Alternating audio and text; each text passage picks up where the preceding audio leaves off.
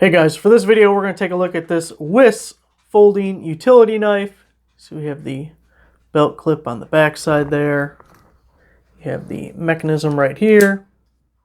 It is a quick change utility knife. Right here, pull that down and pull the blade out. It's pretty hefty. It's really comfortable in your hand, but it's heavier than you might expect. I kind of like it. It feels sturdier when you're using it, but I just weighed this. It weighs about 7 ounces. And to compare, I weighed another folding utility knife I have that was only 4 ounces. So it is a little bit heavier.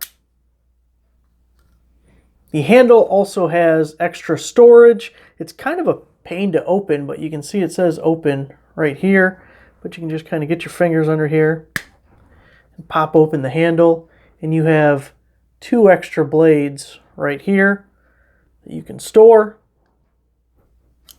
So it's kind of nice. The other folding utility knives I have don't have any blade storage at all.